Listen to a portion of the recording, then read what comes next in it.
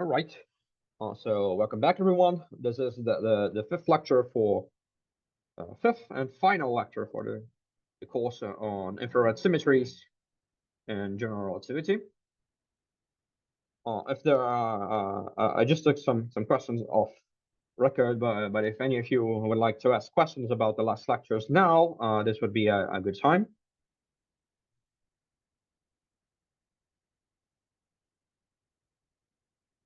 I'll let you think a little bit about it while I discuss the recap. So our goal in those lectures has now been mostly fulfilled, which was to learn and understand what are BMS symmetries, which are the symmetries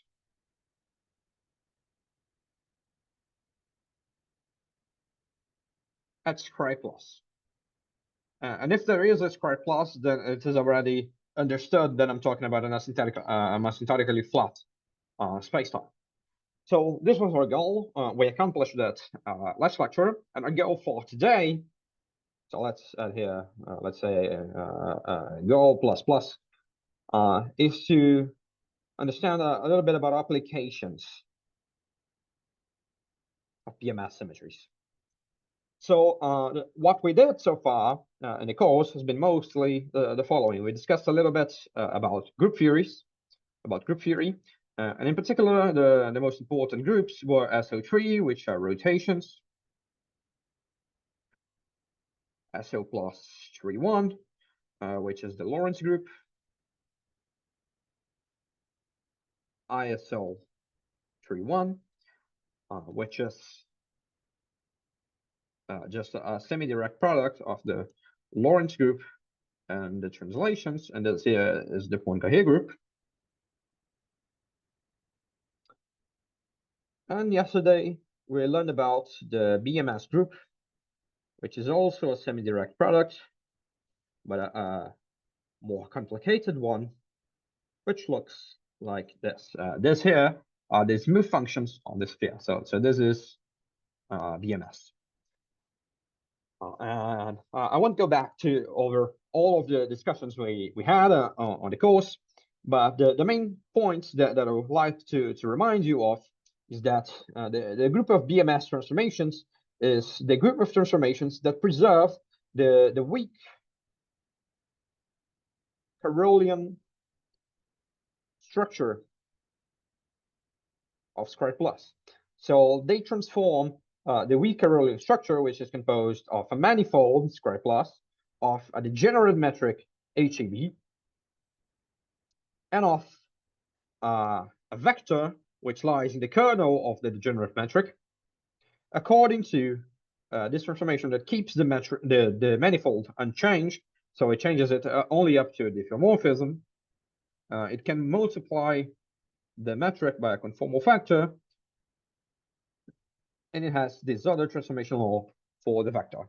So the BMS transformations are the transformations that preserve this equivalence relation. So they are symmetries in this sense. These two triples here, these two weak Carolean structures at infinity are physically the same. So we cannot see any difference between them. So any transformation that takes one into the other is to be considered a symmetry at infinity. So, and we call these symmetries BMS symmetries. Some of the most interesting things that we saw in here was first, let me write that equation again. So GBMS equals the Lorentz group in a semi-direct product with infinity S2. So we found that the BMS group has here the Lorentz transformations. So you still have the Lorentz transformations at infinity. And in particular, this here comes from allowing conformal transformations. And the reason is this is also the conformal group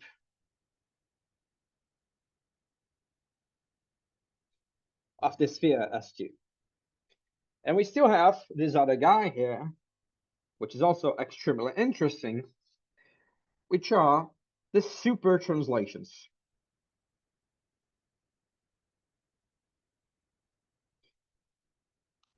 which generalize translations.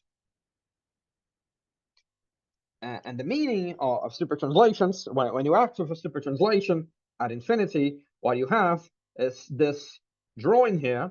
So you have here the Penrose diagram for Minkowski spacetime. And the way a super translation will act is that it translates each point at infinity by a different value dependent on the angle of that point you are considering. So this is how a super translation acts. At each point in a different way. It translates the retarded time u by different amounts depending on the direction in the sky that you are. So this generalizes translations because translations also do something like this. But for translations, we have that L equals 0 is a time translation. So this here is the translation. So this here, I'm talking about spherical harmonics. So at L equals 0, which does not depend on the angle, we have time translations. For L equals 1, we have spatial translations, spatial trans. And for L greater than 1, we have super translations, genuine super translations, and which have this much different behavior. And these are symmetries of the space-time at infinity. So at infinity, we gain new symmetries that were not available at finite distance within the space-time. So infinity has more symmetries than the interior of the space-time has. So this was the basic discussion we done so far. These are the main conclusions we have at this point. And I discussed a small application yesterday, which is the fact that there is no boundary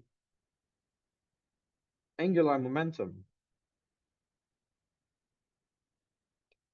And this is because the Lorentz group is not a normal subgroup, the BMS group. So since the Lorentz group is not a normal subgroup of the BMS group, it is not a unique subgroup, so to speak.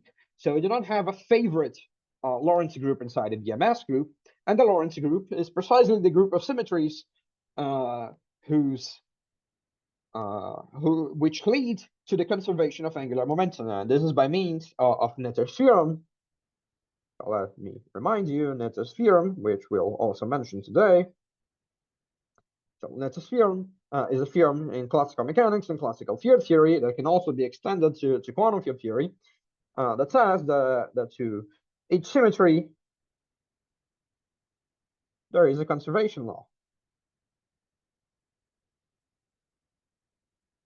So we have, for example, for time translation, we have energy. For spatial translations, we have momentum. For the Lorentz transformations, we have the angular momentum tensor in relativity, and so on and so forth. So each symmetry has a conservation law. This doesn't need to be only space-time symmetries. You can have other types of symmetries as well. So a famous example is what we call U1 gauge symmetry in electrodynamics and E&M, and this leads to charge conservation, to electric charge conservation. So Netter's theorem is one of the most profound results in theoretical physics. And in here, what it's telling us is that this absence of a preferred Lorentz subgroup of the BMS group means that we cannot have a preferred notion of angular momentum at Scri plus, at future no infinity. So this is a physical consequence of the BMS group. But my purpose today is to show that this is not the only physical consequence. This will probably be a shorter lecture because we do not have, I won't enter into many details here, but my intention is to give you some other aspects, some other consequences of BMS transformations and how they actually represent real physics, and they're not just an abstraction at infinity, and how they can be used in theoretical physics, in modern theoretical physics. If you have any questions about the last lectures, feel free to ask me. I expect that we will also have some time left at the end of the lecture, so you can ask me later if you will. And please interrupt me if you have any questions to ask. So the first thing that I want to discuss is what I like to call a physical realization of a super translation. So the first thing that I need to mention about super translations is that super translations are diffeomorphisms. And diffeomorphisms cannot change the space-time. So when you apply a diffeomorphism to your space-time, you end up with the same space-time. Physically, everything is still the same. However, some diffeomorphisms can be physically induced, so to speak. So you can physically realize a diffeomorphism in a way that it has physical consequences, but it's not. But it looks like a diffeomorphism, but it's not really a true diffeomorphism. Let me explain that. So the example I find the most pedagogical to discuss this would be to start rather than with super translations, start with boosts. So let's pick boosts. We start for simplicity in Schwarzschild spacetime. So we have Schwarzschild spacetime. I'm just going to draw a black hole here, and we first have the situation in which the black hole is at rest.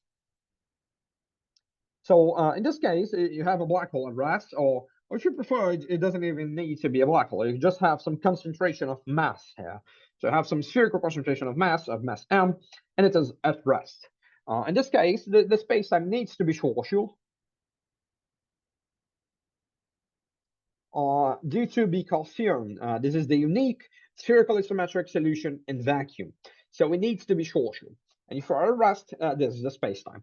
Now you have a different situation. Let us consider here you have the same concentration of mass, but this time, this guy here, let me put a prime in here because now it's moving. So this time it is moving in some direction with let's say, let's say spatial velocity v, and you just calculate the full velocity from that. So this is now our new situation. Now, which spacetime is this? If you have a moving mass, well, the spacetime is still Schwarzschild, because the difference is only a matter of reference frame, and the physics cannot depend on the reference frame. So the actual gravitational field will not depend on the reference frame, even though the components of the gravitational field, the components of the metric, can depend on the reference frame. But the actual object, the geometrical object of the metric, does not depend on the reference frame. So this is also Schwarzschild, and it will also be exactly the same Schwarzschild spacetime. So both, assuming that at rest, that rest mass of both concentrations of mass is the same. So in both situations here, we have Schwarzschild spacetime. So they are related by a boost. So this guy here is boosted relative to this other state, but this is just a comment about the coordinates we're using. So we're using different coordinates in each of them, but they are actually the same space-time. So I'm taking here a passive viewpoint on diffeomorphisms, which I typically find more pedagogical when discussing changes of coordinates and of reference frames. So we have that these two spacetimes are actually the same space-time. But something different happens if we, as I like to say, induce a boost. And what do I mean by that? Vector v needs to get constant. Yes, if you want to relate them by a simple Lorentz-like boost, then v needs to be constant, but this is not really important in this discussion. You could have an arbitrary velocity, and the metric components would be very weird, but it would still be the same spacetime, as long as in the rest frame the mass is the same, and that in the rest frame you have spherical symmetry, which I am assuming. So now we can discuss about inducing a boost. And what do I mean by this? Let us assume again that we have that spherical concentration of mass. What is here is that spherical concentration of mass m. But now I'm going to do something different in the spacetime. I'm going to assume that at advanced time v equals v0, a photon comes in. So at v equals v0, we're going to have this photon here with energy E coming in.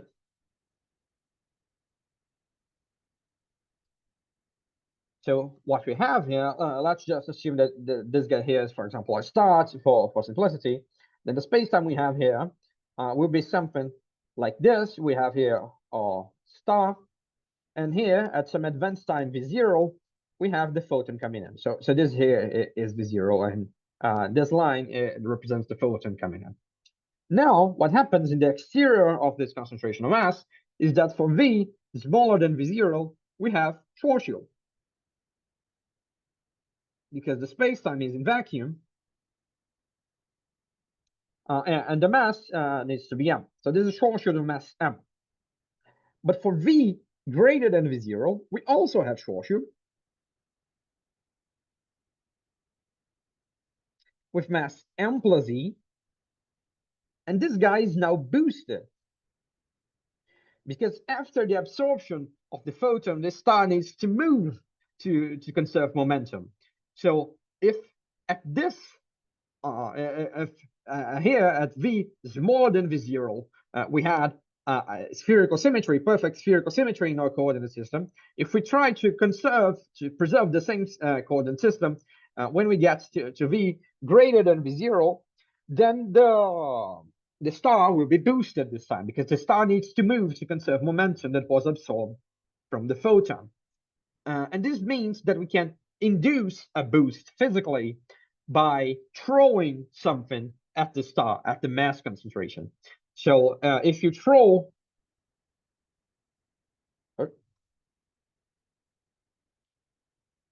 stuff, you can induce a boost. So this is the idea. So even though boosts are diffeomorphisms, you can sort of force a boost by throwing stuff at the mass. And here, what we have in this case is that here, there's a Schwarzschild. This green region is Schwarzschild. Here at the future, this orange region is also Schwarzschild. But they are Schwarzschilds with different masses, and they are related by a boost. So if you want to choose that green is not boosted, then orange will be boosted. If you want to make a diffeomorphism so that orange is not boosted, then green will be boosted. This is the main idea.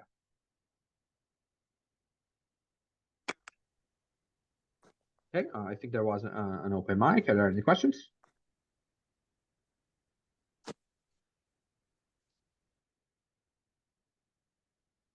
All right. So this is the main idea of what we're having here. Now we can go to super translations. We now can get to what happens with super translations. So super translations. I should mention this is the way this mechanism of inducing a boost is the way I managed to make sense of the calculations of a paper that is due to Hawking, Perry, and Strominger. So they did the calculations for super translations. It's Hawking, Perry, Strominger in 2017. I think this is the last paper by Stephen Hawking. And they did the calculations directly for super translations, and the way I managed to make sense of the results was with this picture, in which you have this boost between two regions of a space-time. Because what is the mechanism they discuss in terms of super translations? What they discuss now is a very similar idea, in which now what you're going to do here is that you're going to have your mass concentration. So this could be a star. If you want to change the space-time, the Penrose diagram, it could be a black hole, and so on. And they throw in something with matter. So they throw in a new shell. So it is something that is at a fixed v equals v0. And they choose the stress tensor for this thing to be such that the VV component will be given by some function t of zeta z bar, of zeta bar. We call this here a stereographic coordinate. Let me just write it in spherical coordinates. There's no reason to keep using stereographic coordinates at this point. So they have something like this with this R dependence. And there is other stuff here. This here is to ensure that T is conserved. So you may have a few other contributions, but this is the main contribution here. And what they found is that when you do this thing here, when you throw some matter with this stress energy tensor in your space-time, then you're going to find that this region here and this region here, well, let me use the same colors as before. So between this region here, the green region, and this region here, the orange region, are related by a super translation. So more specifically, we have here this function t theta lambda, and what we're going to have here is that L equals 0 leads to a change in mass. So this here will change the mass of your structure, because you're just throwing in a shell of matter. You're throwing photons, let's say, from all around the black hole, from all directions around the black hole, and they all reach the black hole or the star or whatever it is at the same time. So all the momenta cancel, and what you get is just a shift in the mass of your object. Next, you can have something which has angular dependence, and this will lead to a shift in the momentum of the object. And then you can go one step further and have L greater than 1, and this will typically induce a super translation. So this here you would perceive, for example, as a boost. And this is the idea. This is the results of their calculations. So if you want a physical way of realizing a super translation, you can do that by throwing in stuff at your concentration of mass. For example, at your black hole or at your star, and this is the idea. What you're going to have, the super translation at infinity will be related to the fact that matter is leaving no infinity at this point here. So the super translation at infinity will happen at this point here in scry minus. But similarly, if you had an emission of gravitational waves or of electromagnetic waves to scry plus, you could also have a super translation here from this point to this point at scry plus. So emission of gravitational waves will also lead to super translations. It's also related to super translations. So what this means is you can physically realize super translations by throwing in new matter or by emitting new matter. And this will be relevant in a few minutes when we discuss the so-called memory effect. The next application I want to discuss is the construction of Hadamard vacua. What does this mean? This is an application in quantum field theory in spacetime. And what is the basic idea between quantum field theory and spacetime? We have, at the moment, two major pillars in theoretical physics. One of them is the standard model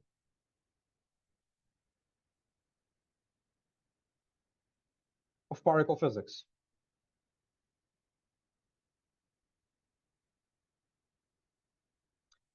Which describes 3 of the 4 interactions that we have in nature. So these are E&M, the weak interactions, and the strong interactions.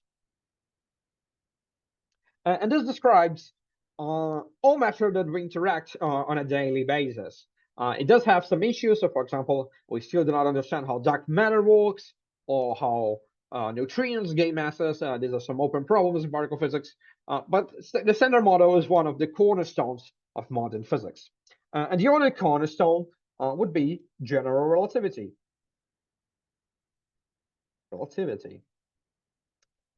Which describes the remaining force of nature, which is gravity.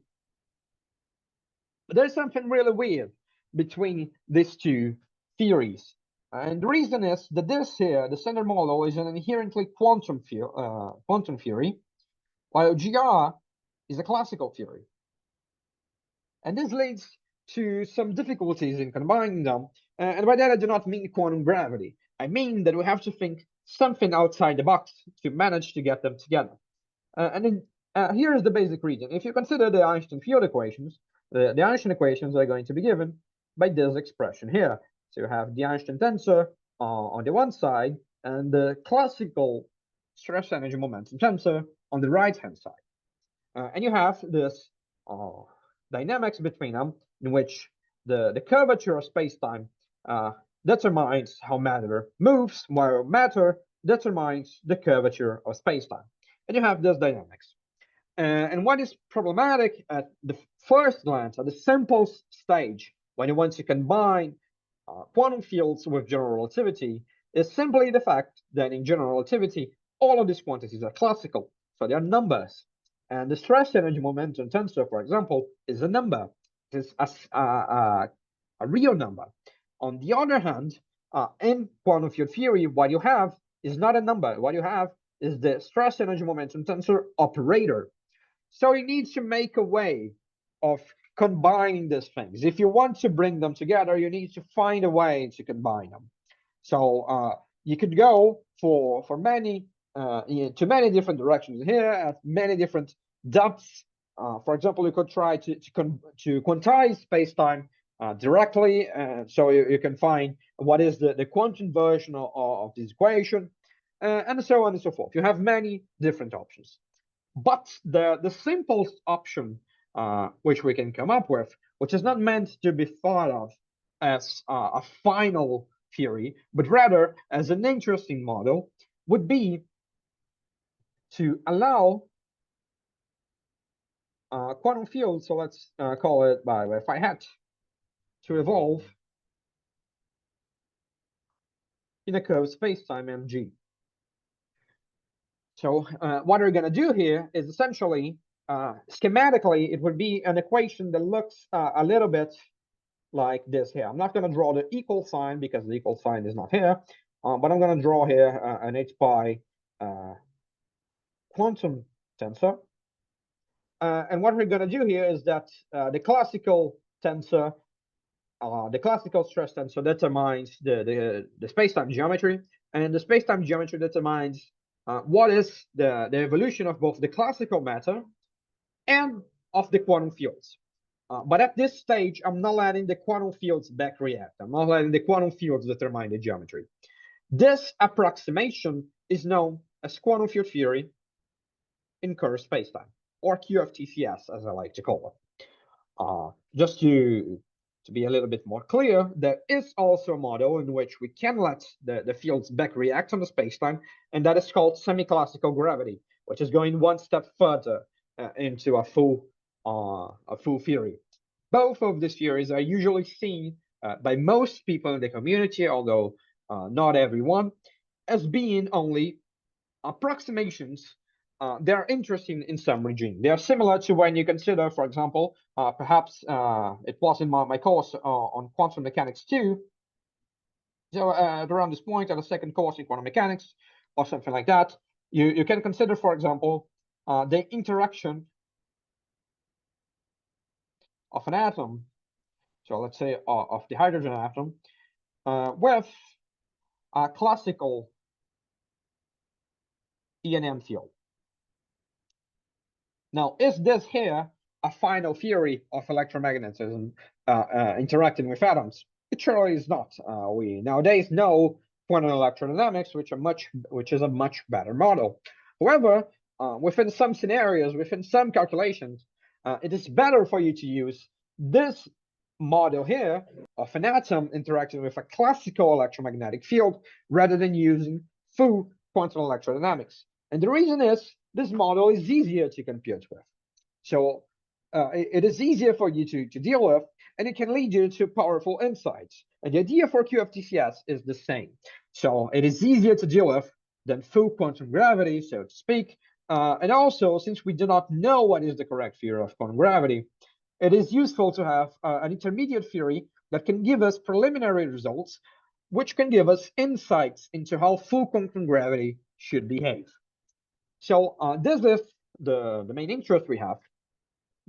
And quantum field theory in curved spacetime is in the most modern approach formulated in an algebraic approach.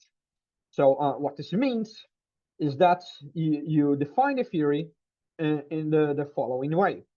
You're going to consider the theory as being defined mainly by an algebra that I'm going to call A, that is made, that is what we call the algebra of observables.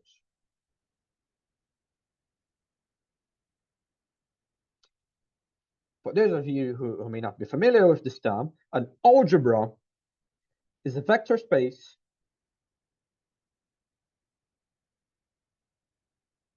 with a product. And there are some more details on how this product needs to behave. So it needs to be a bilinear product, stuff like that. So you have some conditions on what the product must satisfy.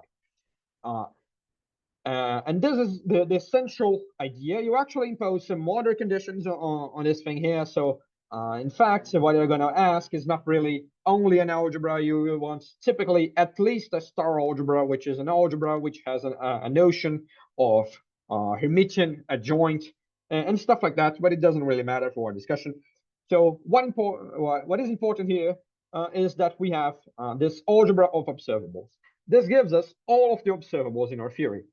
So we usually work with algebras with bounded observables, but you can also do unbounded observables. And for example, what would be the algebra of ordinary quantum mechanics? So suppose you have a free particle. No, it doesn't really need to be a free particle, actually. Let's just consider any particle moving on three-dimensional space. So if the space is R3, then our algebra of observables are going to be typically the operators. Let me call them this space L. So L for linear operators acting on the Hilbert space, where H here is just the Hilbert space for a problem. So this here is the algebra. So in usual quantum mechanics, in the simple systems. What happens now, why exactly is this model interesting, is because for some systems, we might not have a well-defined notion of what is the Hilbert space. This is because when you're dealing with finite dimensional quantum mechanics, when we're dealing with a finite number of degrees of freedom, you can always define the Hilbert space in a direct way. You always have a very well-known way of picking the Hilbert space. So you have different Hilbert spaces. So for example, you have the Hilbert space of the Schrödinger picture. So H. Schrödinger, you have the Hilbert space of the Heisenberg picture. And what happens is that these two Hilbert spaces and all other relevant Hilbert spaces end up being isomorphic. And by isomorphic, I mean that they are isomorphic as Hilbert spaces. So they are essentially the same Hilbert space. You can write them in different ways. So you can decide if you want to make the wave function change in time, or if you want to make the operators change in time. It's up to you, but they're described the same physics because they are unitarily equivalent. But when you're dealing with infinite many degrees of freedom, which is the case of field theory, you do not have a preferred choice. You can have many different Hilbert spaces which are not related to each other in a simple way. So they can be very different Hilbert spaces. And what you can do in some cases, so for example, what we do in QFT in flat spacetime is we pick H for inertial observers. You may notice if you ever studied QFT that whichever book you got in QFT in flat spacetime, so it could be, for example, Peskin and Schroeder, it could be Weinberg, it could be your favorite book in quantum field theory flat spacetime. It will typically only discuss what happens for inertial observers. So it will very often be worried about matters of Lorentz invariance and stuff like that, but it doesn't really discuss more general notions of invariance. So it doesn't really discuss what happens with diffeomorphism invariance or stuff like that. So what happens when you go to non-inertial reference frames? And the reason is that the Hilbert space for quantum field theory changes if you consider some other things that are more complicated. If you consider observers that are not inertial. And thus we have these complications.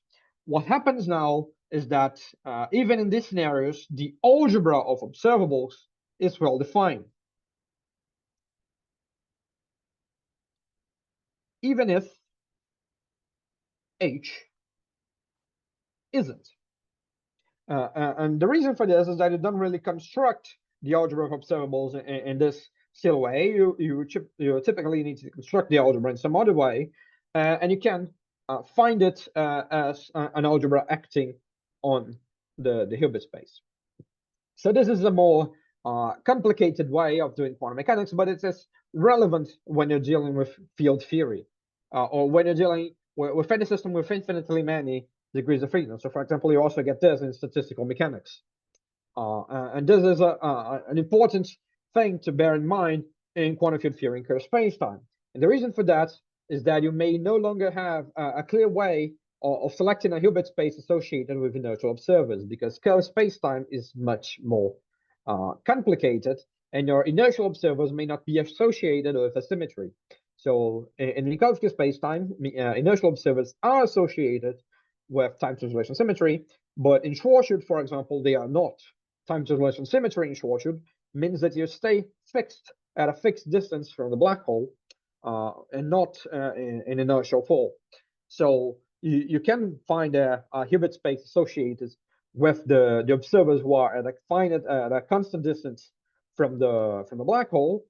So you select a Hilbert space based on the symmetries of the spacetime, but that then is only possible if you're dealing with a spacetime that has sufficient symmetry. If you're dealing with a more difficult spacetime, such as the spacetime we live in, a cosmological spacetime, which is not really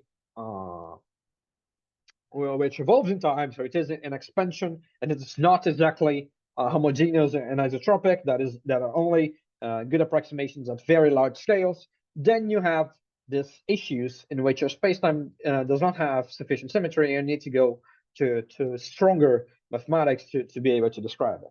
So we use the algebraic approach. And what happens in the algebraic approach is the following. You have your algebra of observables, and this is easy to construct.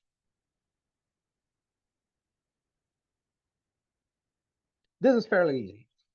You usually can get the algebra of observables in a very straightforward way, at least for free field theory, which is what we usually consider in quantum field theory in curved spacetimes.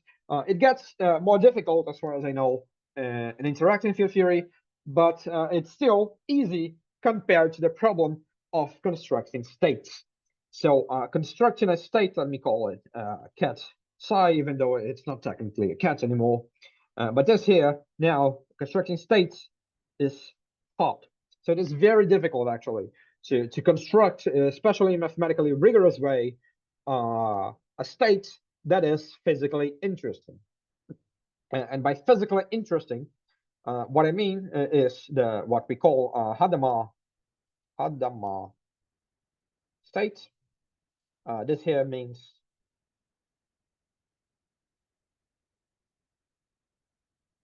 physically interesting. And this is essentially a state which is well behaved in the UV. So its ultraviolet behavior is good. Technically, what it really means is that it can renormalize the stress energy momentum tensor. But for our purposes, you can just think that it is well behaved in the UV. It has only finitely many modes that are excited. It doesn't have modes with very large energies excited in a very wild way. So it is somewhat similar to the Minkowski vacuum. And those are the states we're usually interested in. And it is hard to come up with them. But it turns out that BMS symmetries can help us. So this is the work of Claudio da Piaggi, Nicola Pinamonti,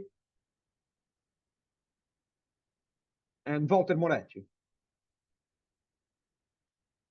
I know they have a book from 2017. It is called Hadamard States from Light-like Surfaces, or something like this. And it is in the archive. It is a book published by Springer, but it's also available on the archive. And what they discuss in this book, it is how you can construct Hadamard states by exploiting BMS symmetries and similar notions of symmetries. So what is the basic idea that they do? They consider a space-time that has, it can have something different here. So maybe it has a black hole or something. But it is important that it has at least the past time like infinity, and it has the past it has cry minus. So you need two of these. It could also be the future. So you could also have the future time like infinity and the future no infinity. So as long as you have the time like and the no infinities, the construction will work, but you need to have both of them. And the reason is because when you have both of them, this is the limit of when you consider a surface to space-time, what we call a Cauchy surface, which is a surface that slices the space-time in such a way that every causal geodesic cuts it exactly once. So this here is the limiting case of this sort of surfaces, and they consider a theory where space-time which with boundaries such as this one. So now what they have here is the space-time M, and they have this boundary Scribe plus and I minus. And what they do is the following: they construct a bulk algebra A. Let me call this bulk, and this is the theory inside the space-time. And then they construct the boundary algebra. This is the algebra for a quantum field theory living on the boundary. So this is a quite holographical idea. What you're doing here is you're defining a theory in the interior and a theory in the boundary. So a theory that lives at past no infinity. And what you can do now is that you can relate. Sorry, is there a question? Okay, there doesn't seem to be. What you can do now is you can relate these two algebras. And in this way, you will be able to pull a state defined on this algebra, on the boundary algebra, to the bulk. And what you can do here now to construct a state is you use the normal symmetry of the BMS group at past no infinity to select a state by saying psi is the unique BMS invariant state. This defines a state in the boundary algebra, and you can now use the state on the boundary algebra to figure out a state on the bulk algebra. So you can pull back the state from the boundary algebra into the bulk algebra. And in this way, you find a state which turns out to be Hadamard, which turns out to be physically interesting inside your spacetime. So you construct a state in a curved spacetime by exploiting its properties at the boundary. And you use this, for example, to construct the root state for a black hole. This here is the state that a black hole will, of a quantum field theory around a black hole formed by the collapse of a star. This here is the state that leads to the so-called Hawking effect. which was one of the cornerstones of quantum field curve spacetime, and it corresponds to, it leads to the conclusion of evaporation of black holes. So this is a very interesting construction. You can also construct all the states by using this procedure. And it is a very interesting way of constructing Hadamard states, and it completely exploits the existence of a very large group of symmetries at the boundary of spacetime. This doesn't restrict only to asymptotically flat spacetimes. You also can consider spacetimes that have cosmological horizons.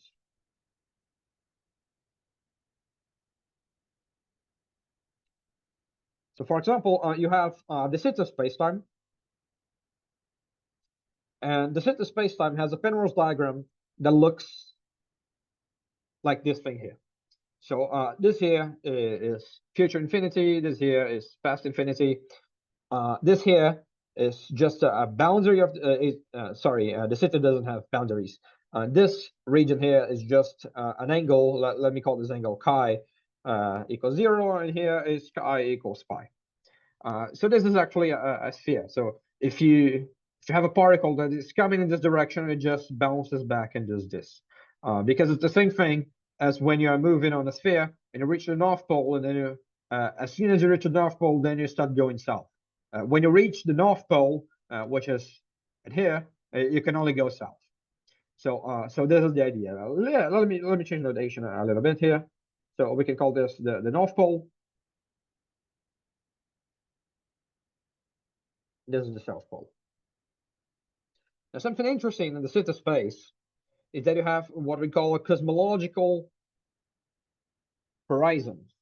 It has this property that if you are, for example, in this point, you can never send any information to any point in this shaded region. So if you live, and if you are currently at any point inside this square, you inside this triangle, let me use color here, inside this orange triangle, you cannot send any information to this other region, which is shaded in white. And this is what we call a cosmological horizon. And it turns out that in the Sitter, if you consider the behavior of this cosmological horizon in blue, you also have, of course, another cosmological horizon here.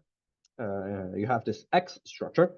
And if you consider any of these two cosmological horizons, you can also find an infinite dimensional group that I can never remember by heart which it is. It is very similar to the BMS group, but it is a little bit different. Let me just figure out here. I'm checking the book by Aguiar de Pinamonti and Moretti, just to see if they give the expression for the group. What is the group? It seems they don't really write it as no, they write it as a product. You have something that is a little bit more difficult.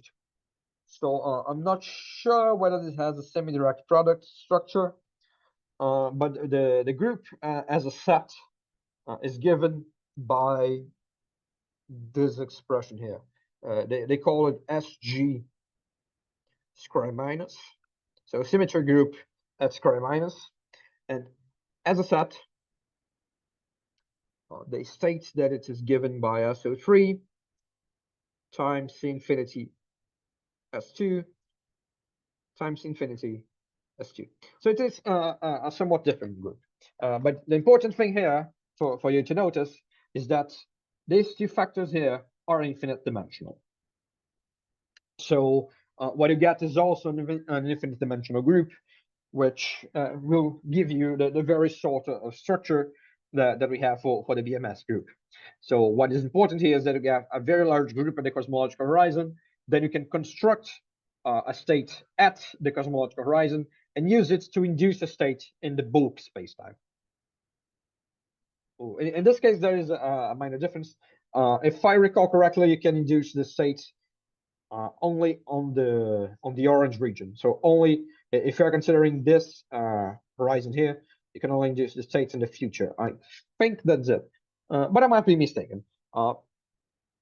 Yeah, I think I am mistaken. I think you probably can induce a state on the whole spacetime. I don't recall it with such precision, but if you check the book by the Piaggi, Pinamonti, and Moretti, you will see all of the details there.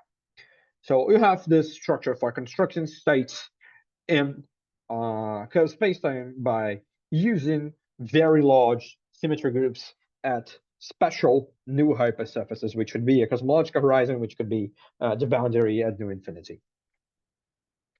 A more high energy physics-like application is a very old application, actually, which goes by the name of Weinberg's soft graviton theorem. What's this idea? So the standard calculations that you want to do in quantum field theory in flat spacetime tend to be of this form. You will have some particles that are incoming, and they interact with each other. So you have some region of interaction, and then some particles are emitted as a result. And what you're usually asked to calculate is what is the cross-section or the differential cross-section of this scattering procedure. So what is the likelihood of this scattering procedure occurring? And this is the typical observable that we compute in quantum field theory in flat spacetime. So this is a typical calculation, for example, in particle physics. And we're usually interested in this sorts of things. So just to give a more concrete example, one calculation that you may be interested in could be what happens when I send, what is the likelihood of me sending an electron and a positron to interact and getting, say, a muon and an anti-muon as a result. And then the way you are going to compute these sorts of things is that you will split this guy here in many diagrams. So for the most basic, sorry, I wrote this the wrong way. It's this. So the simplest diagram is going to look a little bit like this. For those of you who are not familiar with quantum field theory, it turns out that this drawing here has a very well-defined mathematical meaning, and you can transform it to mathematical expressions and compute what is its value. And this will have some impact. It will have some contribution to the probability amplitudes that are interested in calculating. And then this is the simple diagram, but then you can add more complicated diagrams which involve loops, and you keep doing this until you want to stop. This is calculation perturbation theory, and each of these vertices contributes to a power in your perturbative expansion. So in here, each vertex contributes with the power of E, the charge of the electron. At one loop, you have at least e to the fourth, and so on and so forth. So you just keep going until you have all the loops you want, and that will give you some order in perturbation theory, which is the calculation you want to do. So this is the typical calculation. Now, there is something very weird that occurs when you start considering what happens when there are very soft particles involved in your process. So by soft particle,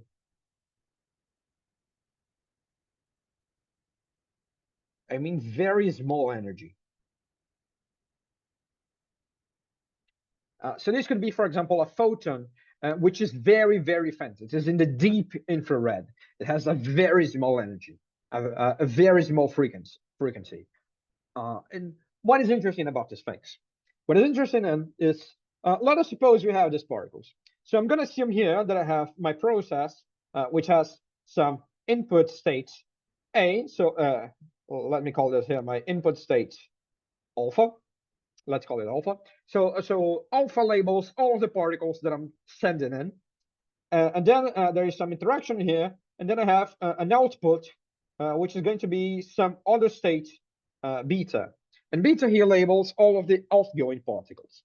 Now, I'm assuming that the incoming and outgoing particles are all hard particles. So they do not have very small energy. So, for example, they have energy always above some cutoff little lambda.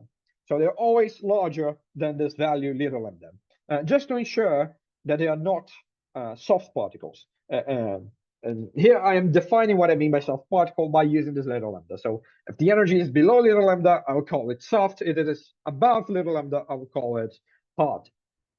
So I'm assuming that all incoming and outgoing particles here are hard, and that I'm considering in this calculation all of the exchanges of hard particles. So I'm considering all loops in here, but I'm not considering yet any loops involving any loops or any contributions from soft particles.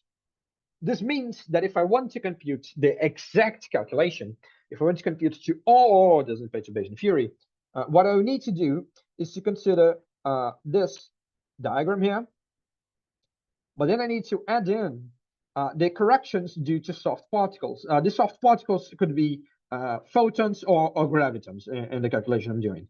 The calculation works essentially the same for both cases, but for our purposes, we assume they are gravitons. So in here, I need to add all the exchanges which involve one graviton. So now I need to add this diagram, which I already had all contributions from hard particles. But I'm going to consider the same diagram with the exchange of one graviton. And this graviton could be in any place here. And then in addition to one graviton, I'll also consider the contributions that involve two gravitons. So I have one graviton here, and let's say one graviton here.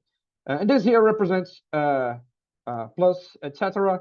This etc. is all other contributions with only one graviton. Then we have all other contributions with only two gravitons. Then we have here all contributions with three gravitons,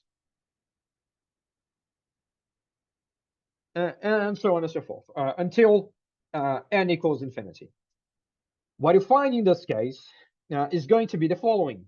You will compute the transition amplitude. So you're going to compute here what is the value of I send a state alpha, I detect a state beta, and this here we present by S the time evolution operator. This is what we call the S matrix. So this formula just means that this is my initial state. This evolves it in time, and this is the state I detect. So I want to know what is the probability of the transition alpha to beta occurring, of me throwing in alpha particles and detecting beta particles. And this is calculated in this fashion. So you have the amplitude, you take the absolute value squared. And what you find in this calculation is that this thing here is proportional to little lambda.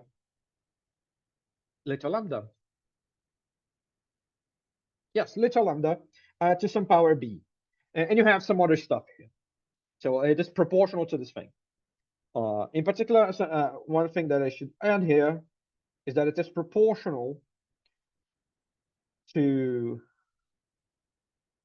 beta S0 alpha square. And this here has little lambda to some power. S0 is the time evolution operator that only considers this guy here. So it does not consider the corrections. So this here is corrected. This here is not corrected. And what happens is that I want to get the limit in which lambda, little lambda, goes to 0. Oh, sorry. Yeah, this explains why I was a little bit confused.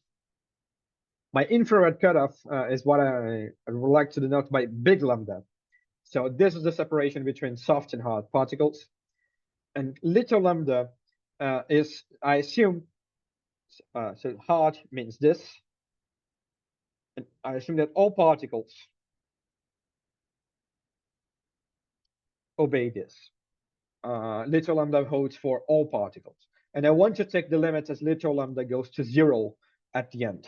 And the reason for that is that I'm using little lambda here just to see how the expression behaves at very small values of lambda. But the physical limit is when little lambda goes to 0. Sorry for the confusion. So we do this, and when we take the physical limits in which little lambda goes to 0, we get 0, because b is positive. Why is this relevant? because this thing here holds for any choice of alpha and beta. So what this calculation is telling us is that if we throw in any amount of particles, it is impossible for anything to come out, even if it is the same thing. And this is clearly wrong, because you can't throw in particles and get something out of it. So this calculation cannot be correct. And how do you get to the correct calculation?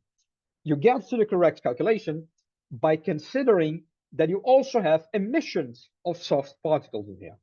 So what you have is that you not only have all of those diagrams, you also have these other diagrams here, which you have at first emission of no particles, but then you have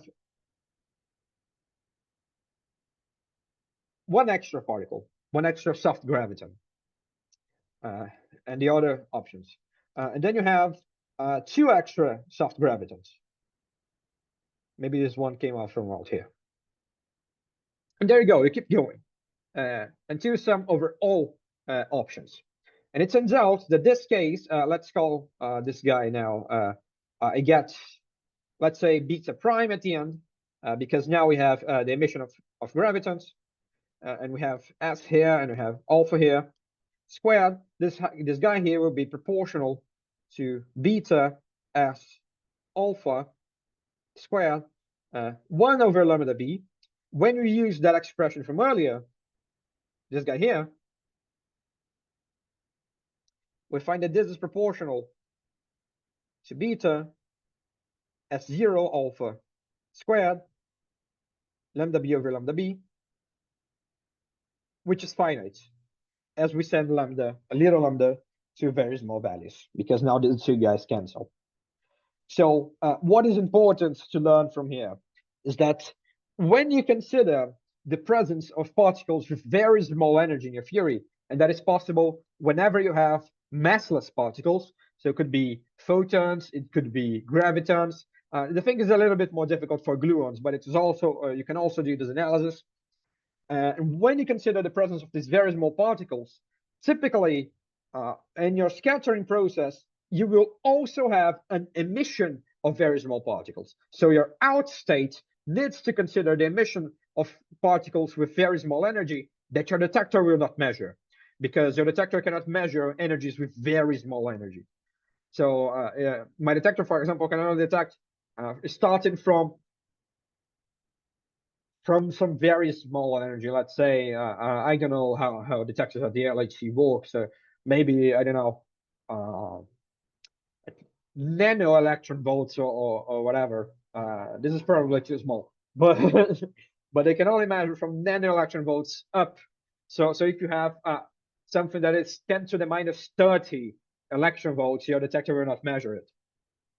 And then but you have to include these guys. When you include these guys, you get what we call inclusive cross sections.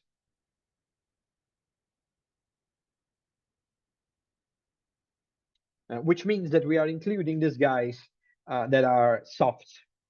And why exactly is this relevant?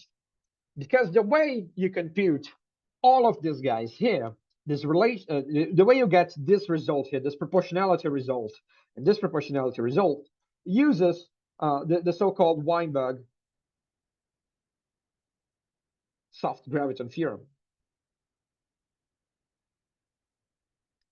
This theorem, which is a result in quantum theory, is going to tell you that if you pick any diagram which has some scattering amplitude here, and you include one graviton, one soft graviton, so let's say a line here, this is going to be the original diagram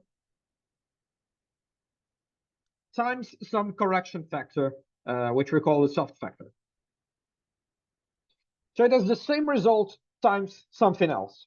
And since it has this form, what happens here is that, in fact, when you're doing these calculations, you just have the general expression you're going to have will be something like the original factor, the original diagram, times what happens at zero with zero insertions. So this is the soft factor, let's call it SF to the 0, plus the soft factor to the 1, plus the soft factor to square. So this here is with the emission of 0 gravitons here, with 1 graviton here, with 2 gravitons.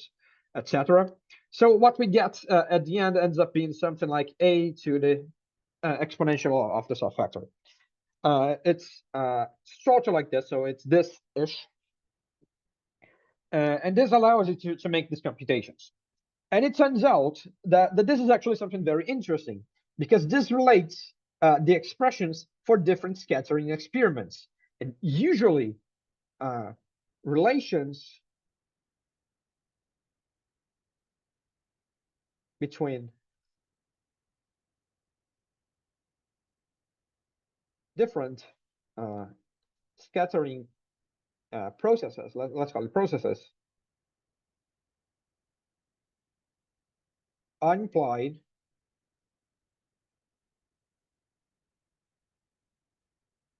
by symmetries.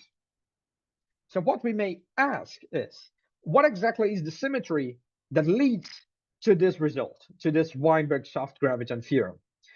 If it is a relation between the scattering experiments, maybe there is a symmetry hiding behind this relation. There is a symmetry that leads to this relation.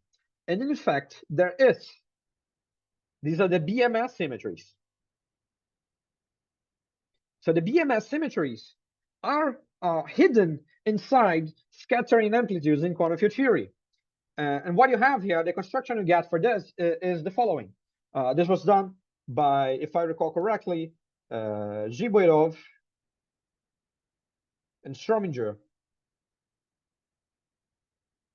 I think in 2014 or around that. It is surely in the lecture notes. So they did this construction, and what they do here is the following. You get here the Minkowski spacetime, so you have square plus and you have square minus and square plus, and they find a relation between they impose a relation between the BMS group at the past with the BMS group at the future. So you need to have this a relation between these two symmetries for scattering to be well defined. When you impose this relation, you will find that you can define, using Netter's theorem, that relation between symmetries and conservation laws, you can define a charge for the BMS symmetry at the past and a charge for the BMS symmetry at the future. And the charge conservation law will imply that these two guys must be equal. And what happens now is that when you use that time evolution operator with this guy here being equal, what you need to impose is that the charge at the future, if you evolve a state and then apply the charge in the future, should be the same as if you first apply the charge in the past and then evolve the charge. So you get this relation here. When you just use this thing here inside two states, beta and alpha, what you're going to find is that this guy here vanishes for all beta and alpha. And this here is what we call a Watt identity. It is a dynamical consequence of the symmetry. So the BMS symmetry implies through these mechanisms the Weinberg soft graviton theorem. So those results, I should tell you that Weinberg got the theorem at around 1965. I think it was 1965, while BMS got the results at about 1962. And the relation, the connection between these two results came in around 2014. So actually, we had roughly 50 years without noticing that these two things were actually just different consequences of the very same thing. So you have this relation between these two ideas. Next, the next consequence that I want to discuss is what we call the gravitational memory effect. This is also sometimes called gravitational wave displacement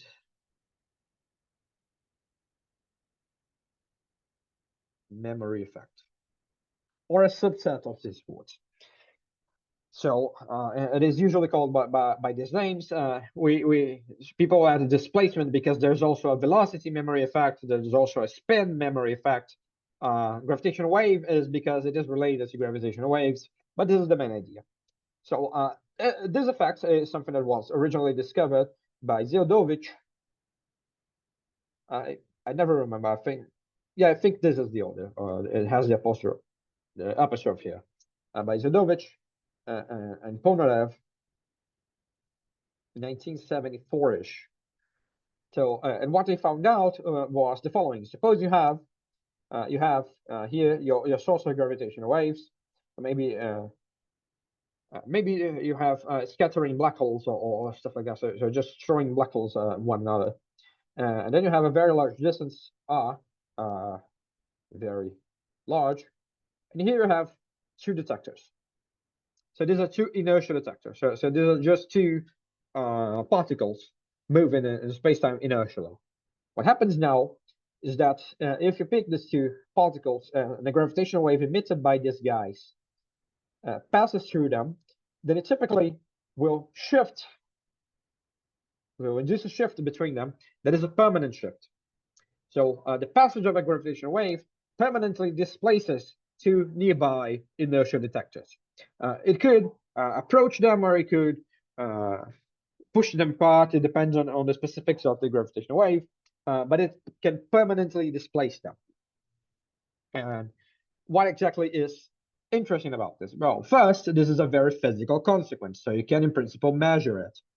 It happens that LIGO is not sensitive to these sorts of things because, you see, what this means here in terms of the gravitational wave is that you have your gravitational wave here, LIGO detected starting from here, then it will oscillate for a bit, and you're going to have that weird little thingy, and what ends up is that it ends up here. So notice that it has a shift. This shift here is what we call the memory effect. So this here is the memory of the wave.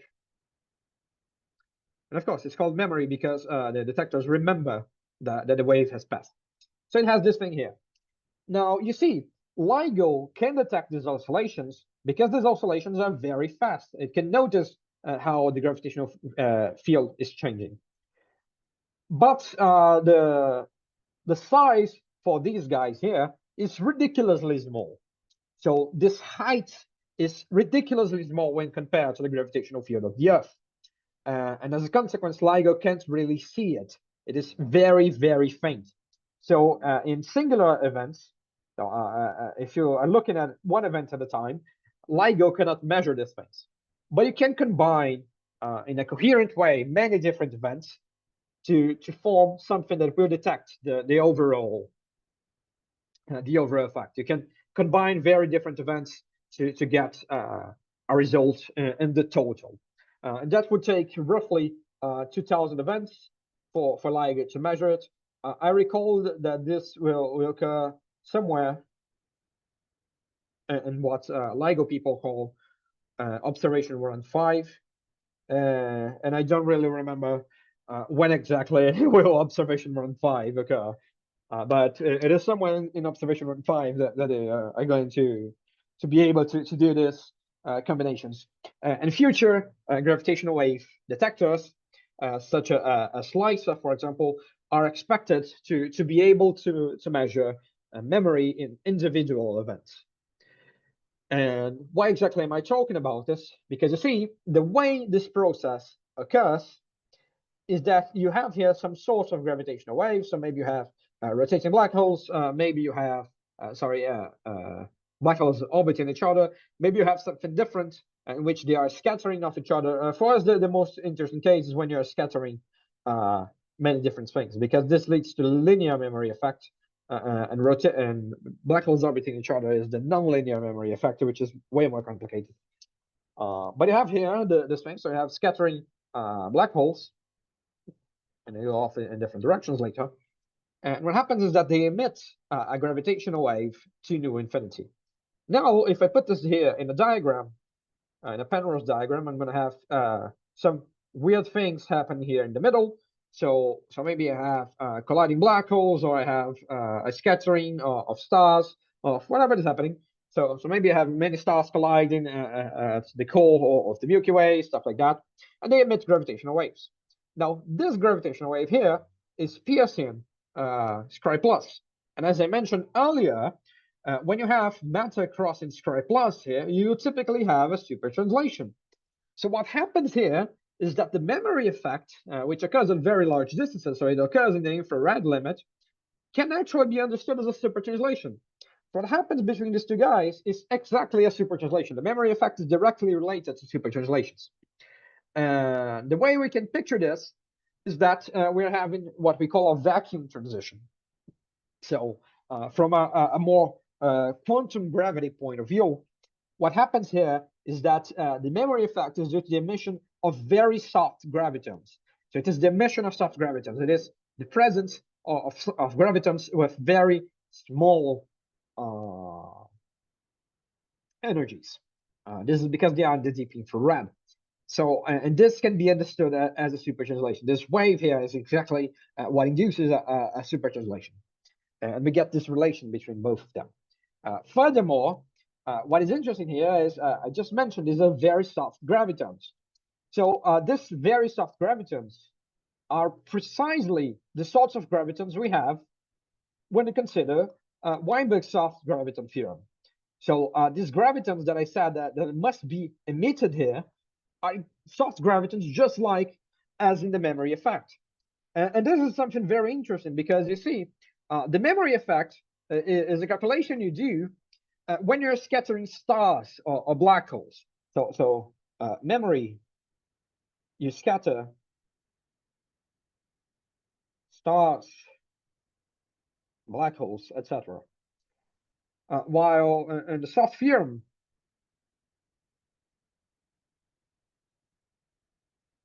you scatter elementary particles. I just saw the question, Carlos. I'll just finish this line of thought and I'll answer. Elementary particles. But what is interesting in here is that these two things are the same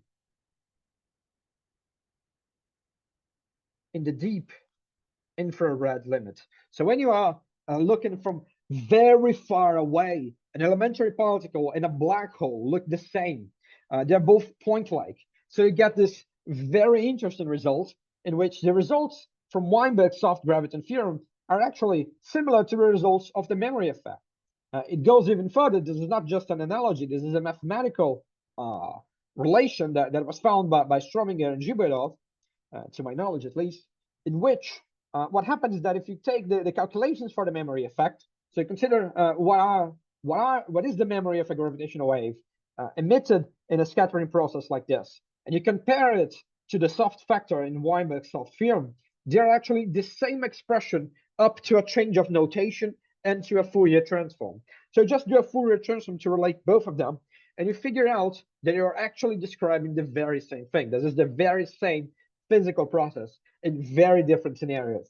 And it has all to do with super translation. So what you have here is exactly that the memory effect is inducing a super translation, and the soft theorem is describing the quantum field theoretic consequences of this super translation. So does the super translations relate to Scribe plus region after and before the gravitational wave? Precisely. What you're going to have here, what you're going to have here is that you have the gravitational wave piercing Scribe plus in here, and you have the relation between this region here, let's call it, let's say V is smaller than V0 in this region, sorry, U. Yeah, it's actually U because we are at the future now. So U is smaller than U0 and U greater than U0 are related by super translation. This is that discussion that I made a little bit earlier. Let me just find it here. Where exactly is it? I'm not sure if you'll let me. Where's my mouse? Here's my mouse.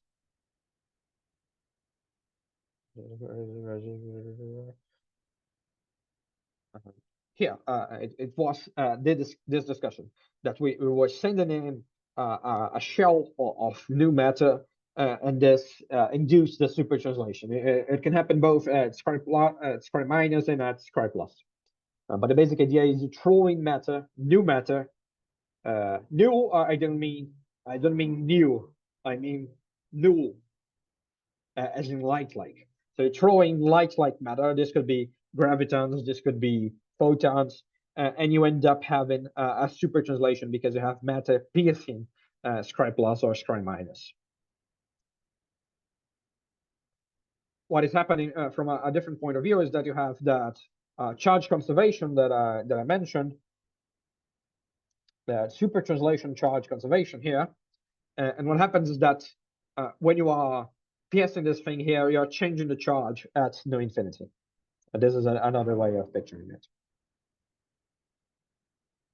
So you have all of these relations between these different things. This is now, you have this, which Strominger calls the infrared triangle, where you have memory, super translations, and soft theorems. This is also called the Pastarsky Strominger Zhibudov triangle. So you have this relation between gravitational memory, BMS transformations, and soft theorems. I can also actually get more general here by changing BMS for asymptotic symmetries. I have these other corners here. So for example, this also holds for ENM. So in ENM, we also have something like this. We have the soft photon theorem, the electromagnetic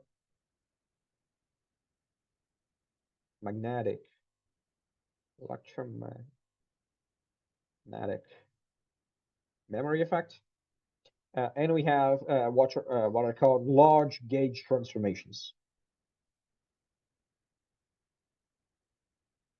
So large gauge transformations are the analogy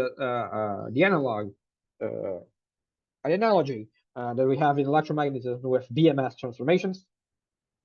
And electromagnetic memory is a result that gives you also a memory effect, but it has a shift in the phase of a wave function. So it's going to be something like this. You have a shift. And this is probably the reason why we learned about electromagnetic memory before we learned about gravitational memory. Because while electromagnetism is typically a simpler theory, it also happens that in here, the electromagnetic memory is much more related to quantum theory, since it involves a phase, rather than to classical theory. So there's something quite different. The soft photon theorem was well known before the soft graviton theorem. It is discussed in Weinberg's original soft graviton theorem paper, but it was already discussed by other earlier authors. And I'm not fully sure a lot about large gauge transformations. I think they might have been introduced by Strominger and collaborators, but I am maybe wrong at this. I'm not completely sure. Okay, and now we can go to the final application, which is soft hair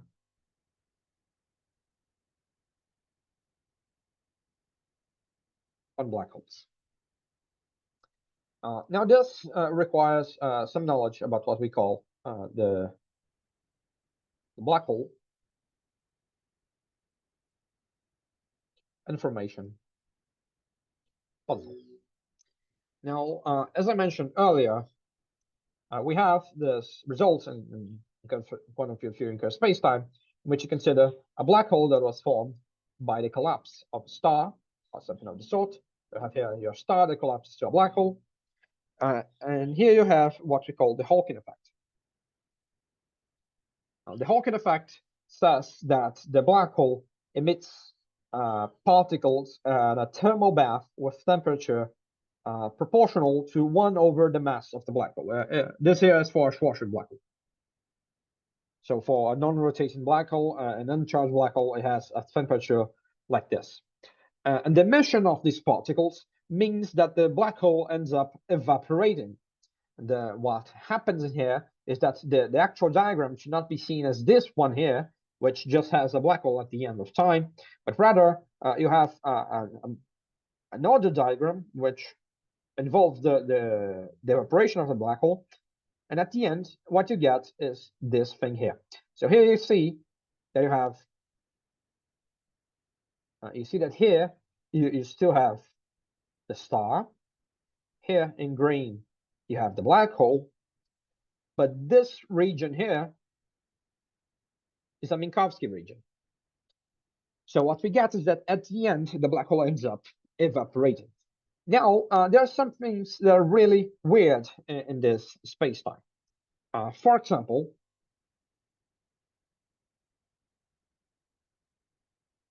the first thing that I should comment is that this space-time has causality issues. Namely, this point here in white is what we call a naked singularity. It is a singularity that is not hidden behind an event horizon.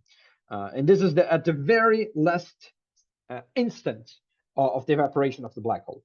And this means that since the singularity is naked, and the singularity is essentially a hole in space-time, anything could enter the singularity or leave the singularity at this point. So in this Minkowski region here, it is quite possible that, I don't know, a unicorn, a yellow unicorn, leaves the singularity and enters this region here. And we cannot predict anything. So there are problematic causality issues with this diagram because you have this naked singularity. And this happens already in the classical theory. In the quantum theory, there is a result that bothers many people, which is the following. Suppose you start, you take a slice that goes into the path of a black hole here. So I'm going to consider this instant of time, this yellow instant of time. I'm going to call this sigma 1. And at sigma 1, I'm going to have some states, which I'm going to call, say, rho, because now I need a density matrix. And rho is pure. I'm going to call it rho 0. But then I can evolve in time here, wait until after the black hole evaporates, and then I'll get this instant of time here, sigma 2. And rho at sigma 2 is usually, I think it's always perhaps, but rho will typically be mixed. And the reason is that you see that when you are in this intermediate slice here, you can split the slice in inside and out, and then you can compute rho in here as being a partial trace, and that removes the part that is inside the black hole. So you remove the part of the state that is inside the black hole and keep only the part that is outside, and this part outside is mixed. So what happens now is that you keep evolving only this outside part, and eventually you get to sigma 2, where the state is mixed. So you have this weird thing in which you start with a state that is pure, and you end up with a state that is mixed. Many people see this as a very large inconvenience. I do not. And the reason is, this result here is typically referred to as the black hole information loss paradox, or some subset of these words. So and the problem here is that you have this non-unitary evolution. You have this evolution that takes a pure state to a mixed state, and many physicists do not like this thing here. They consider this a problem. They consider this a paradox, something that needs to be resolved within quantum gravity or at some through some other way. Now, there are many authors who disagree with this, that this is a problem. So, for example, Wald and Roux have a 2017 paper entitled Information Loss, which discusses the issues and argues that there isn't any problem at all. And the main idea, I think the way I like to summarize why I don't think, one of the reasons why I don't think there is a paradox is precisely because you already have causality issues in the classical theory. So if you have causality issues in the classical theory, or you have some trouble defining what you call time. So it is difficult for me to come here, even in the classical theory, and say, oh, this thing here is a time, it's a time instant. It's an instant of time. So the dynamics of this spacetime is very different from Minkowski spacetime. Minkowski spacetime, I consider an instant of time is something with t equals constant, where t is the Cartesian coordinate. But this is not available here. So I have this difficulty in saying what is an instant of time. And therefore, you have this difficulty in saying that you indeed evolved from a valid instant of time to another valid instant of time. So this is the basic idea. I'm trying to avoid terms that are more that involve further knowledge of causal structure and general relativity. But essentially, the main point here, if you want to read about jargon, is that this guy here is not globally hyperbolic. This is one of the issues. This is not the only issue. It also turns out that for you to discuss that indeed you can break up the state in an inside part and an outside part, you need to consider what is the algebraic structure of your theory. And things are not really so simple. You have some troubles breaking things up in tensor products. So you want to, maybe being more specific. You have this thing here, and you have your black hole here. Now you have, let's say, a Hilbert space H in your surface. And you want to split H as the tensor product of H in and H out. So this here would be H out. This here would be H in. Can you do this? And the answer is maybe. Actually, let me change this one. It's probably not. And the reason is because that algebra of observables is a very complicated algebra. When you're dealing with quantum mechanics in with finitely many degrees of freedom, the algebras are quite simple. They are simple algebras that allow this sorts of decomposition. But when you're dealing with field theory, the jargon for this is that usually in quantum mechanics with finitely many degrees of freedom, you're dealing with type 1 von Neumann algebras. But when you're dealing with field theory, you are typically dealing with type 3 von Neumann algebras. And type 1 algebras allow this sort of decompositions, while type 3 algebras do not. So for you to actually calculate the state as being the state that is only outside the black hole, you may need things that are not available in this space-time. So you may run into trouble. Anyway, even with this problem, yes, if you want to read more about this construction here, I don't think I added it to notes because it's something I only learned about recently, but you can look up a paper by Suvrat Haju, which is called Lessons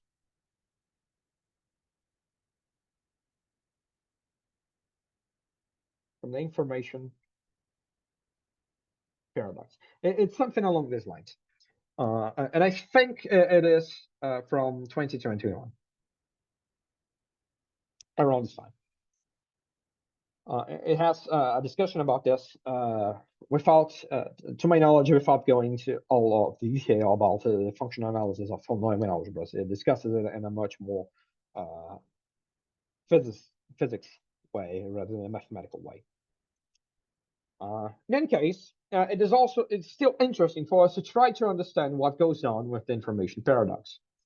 It's interesting for us to consider this case here and see what can we learn from it by trying to preserve the information in here. And something that was pointed out by Hawking, Perry, and Strominger. Hawking.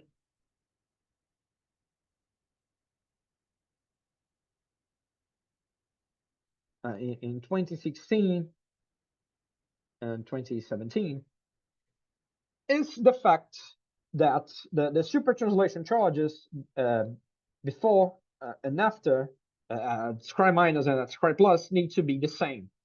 And what that means is when you have here your star collapsing,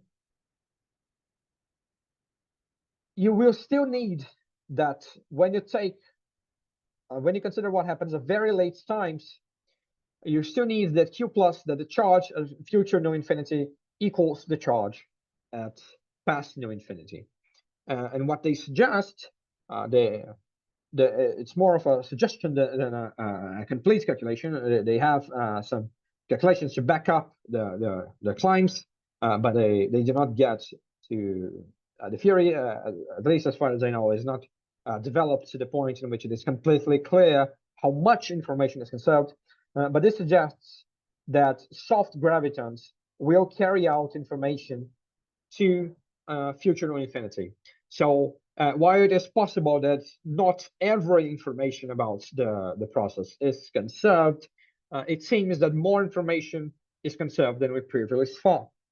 Because now we see that soft gravitons may be able to carry information from the star to future no infinity. And we didn't think this was possible before. We didn't consider this possibility before. And this is something that I find very interesting in modern approaches to the information paradox. And this is the last application I wanted to discuss. We have 10 more minutes. I thought we would have more time, but that's okay. We are surely on time. Oops, sorry. Let me just, where did I drop my pen? Okay, I'll first end the recording. I think it's a good place to stop, and then you can ask more questions if you have any.